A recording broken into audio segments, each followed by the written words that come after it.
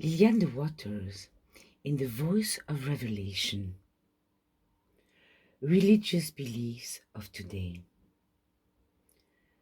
The longing for something which will end world conflict, promote peace among nations, eradicate diseases, and bring serenity and tranquility to hearts and homes everywhere is widespread.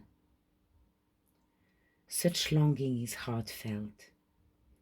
Yet, paradoxically, it is the resultant of the grossly fallacious belief and teaching that we are human beings with mind, thought, and will of our own, and that we all live together in a world which is temporal, material, and destructible.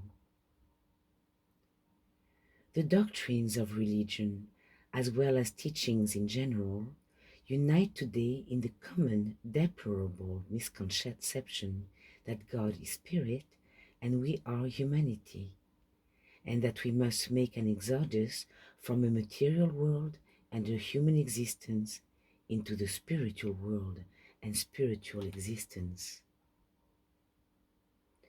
Unprejudiced, fearless, and deliberately, let us examine the general status of religious beliefs and teachings of today, as more and more they come into universal focus, and will continue to do so until the truth that one God, one selfhood, and one world reigns alone becomes more widely seen, known, and accepted. Though all the while we are of the world of immaculate love, peace, and security, wherein and whereof God is the self, being, life, mind, and will of everyone. The teaching of sin, separation, material world, and human existence is worldwide. While living in the midst of peace and happiness, security and abundance, one labors to acquire them, to develop or demonstrate them, but still feels that he is separated from them. He studies books and listens to teachers or guides that they may show him the way. Alas, he discovers that nearly everyone is searching and struggling for the same thing, something which will bring him the fulfillment of his heartfelt desires. The entire framework of the preposterous conjecture, assumption, and teaching that we must be translated from a human state into the spiritual and go from one world to another is taken wholly from certain traditions or mythology in which is not a single grain of truth. Identified by various diversified names and titles, and leading over devious paths, all religious creeds, doctrines, and tenets are rooted in one basic fallacy, precisely that we are mortals, mankind, humanity. Webster defines religion as systems of faith, practices of religious beliefs. Religion claims two existences, one for God, spiritual existence, and another existence for us, a human or material existence. It further identifies us with a past state of human birth, a present state of regeneration, and a future state of perfection, after we have earned, won, or demonstrated it. Without the religious belief in sin and separation, there would be no ground, basis, or foundation for creed or doctrine, no hypothesis for struggle, strife, or warfare, no need for system or method of salvation. The word religion is derived from re and legio, meaning to bind back. classifying God as spirit and us as humanity, religion then strives to bind back these parts which it believes have been separated.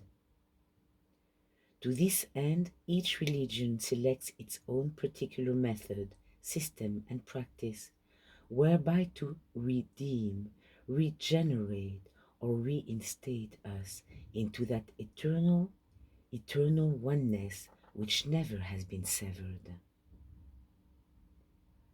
Reader, were you present? Were you there when original sin took place? Did you see how, when, and why separation entered into spiritual being and the spiritual world, that one should now believe himself to be a human being living in a material world? Has not your heart often wondered over and over again how we could have become separated from Spirit, God, that we should now be called mankind or humanity? And have you not longed to believe that God must always be the all in all? Trust your heart and its intuitive feelings. We were never separated from God. In the biblical narrative of Adam and sin, tribulation, woe, and death, there is neither veracity, truth, nor symbology. No teaching should be built upon it. The infinite, sinless God knows no human being or material world. No sin, no warfare, no translation or demonstration, no fear, nor fear of fear, no struggle, strife, nor death. In the one infinite God, all is spirit, and there can be no mortals, no human beings. Emergence from matter into spirit, or journey from one world to another, is utterly impossible.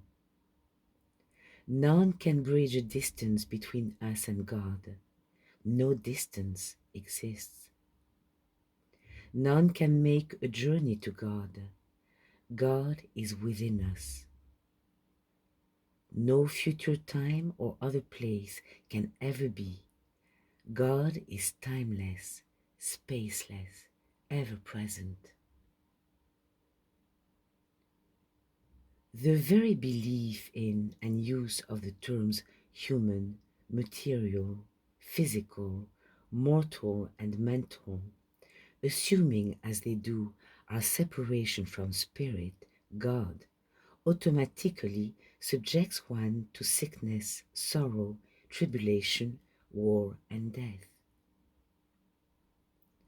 Every method, plan, or practice offered today as a way back or forward to our perfect self and world is based upon the demoralizing belief and teaching that we are not the one perfect self and being now, and that we are not living in the perfect world now. Who is teaching these doctrines and beliefs? The general religious teaching of today. It preaches that we are now mortals, that we have a material body and mind which are temporal, and that we are to become perfect through progressive human footsteps. Were religion not accepting that we are now separated from God or other than the one perfect selfhood, would it be identifying God as spirit and us as mankind or humanity? No, it would not. While one may declare that there is no self apart from God, he straightway contradicts it if he teaches or believes that we are either to put off or to improve a human mind or build a new consciousness. In fact, everything he does to become what the oneself already is points directly to his own belief in separation and duality. True knowledge of God and us cannot exist apart from inner revelation. From life lived by inner light, we learn that we are not separate from God or other than spirit. God cannot be one and we another. That we must work and labor to become the one we actually are, and strive to demonstrate the things which are ours already, is a blindness which true vision only can dispel. From inner light, we learn the great and absolute truth. Separation from God never took place. The way to know the unadulterated truth is the way of the deeply devoted heart to its own light. Here we learn the truth from God direct. What is truth? This is truth. One God, one self, one spirit, one mind, one existence, reigning alone, eternally. Truth is ever present, complete, absolute, total, all. Truth is without interval or interruption, remaining identical within itself. To be or not to be the one which reigns alone is the issue which is paramount today.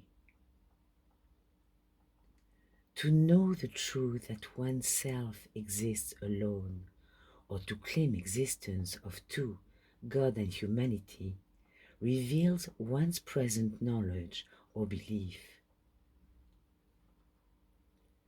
Truth stands alone. Truth has no opposite. Truth has no supposititious antipode. Truth has no second.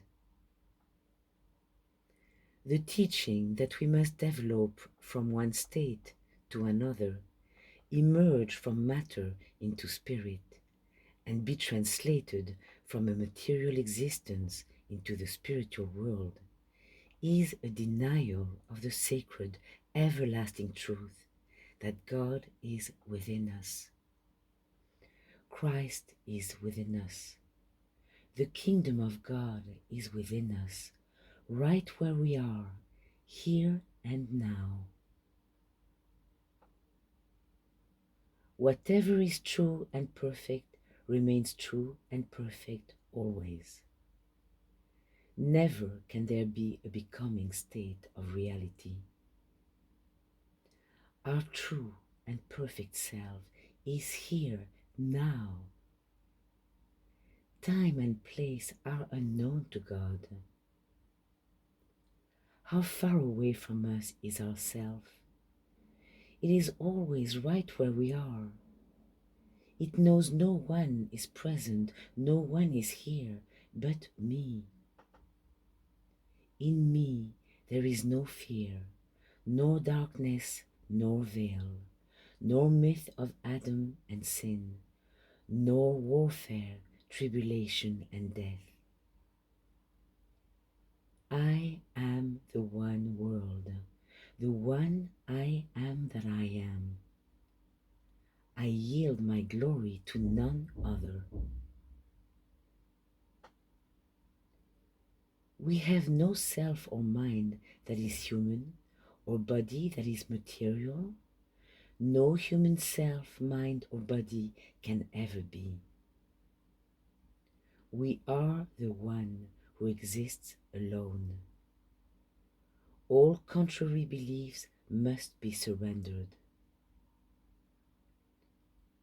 Truth comes as revelation to him who, surrendering all belief of himself as another beside the one, and with his whole heart loving the infinite, and separated one above all else, rejoicingly identifies himself as the one self, the one being, mind and world, spirit.